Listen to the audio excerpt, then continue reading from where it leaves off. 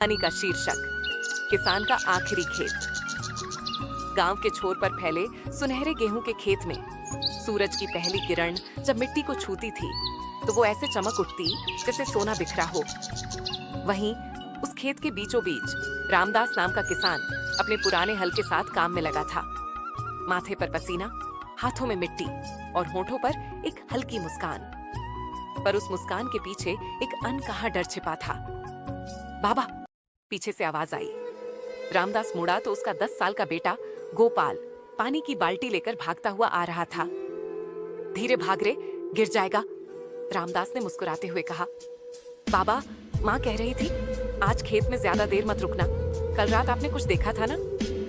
गोपाल के मासूम सवाल पर रामदास की मुस्कान पल भर में गायब हो गई। हाँ, कल रात कुछ देखा गया था।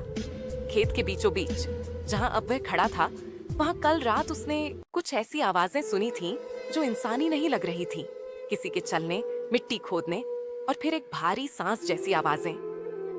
कुछ नहीं बेटा, बस हवा की आवाज थी, रामदास ने कहा। पर उसका स्वर कांप गया। गोपाल भागकर घर की ओर चला गया।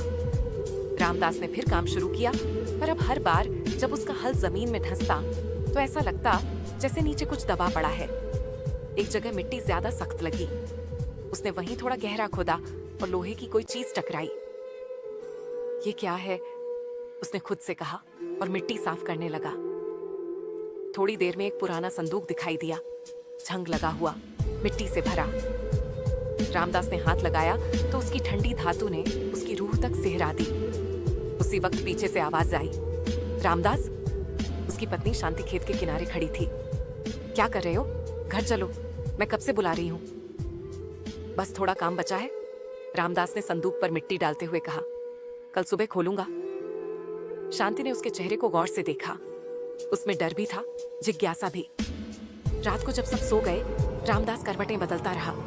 संदूक उसके मन में गूंजता रहा। उसमें क्या हो सकता है? सोना, पुरानी चीजें या कुछ और?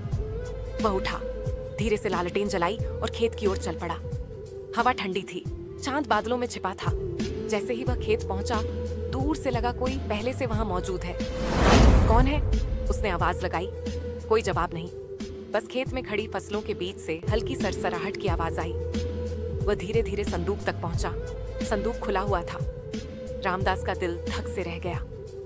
वह झुका, अंदर कुछ नहीं था, बस मिट्टी में दबे कुछ अजीब निशान थे, जैसे किसी ने अंदर से रेंगकर बाहर निकला हो। अचानक पीछे से आवाज आई, रामदास। वह मुड़ा। वहां उसकी पत्नी शांति खड़ी थी, पर उसकी आंखें एकदम सूनी थीं। तुम यहाँ? मैं तो घर पर थी। उसकी आवाज ठंडी थी। पर तुमने मुझे क्यों जगाया?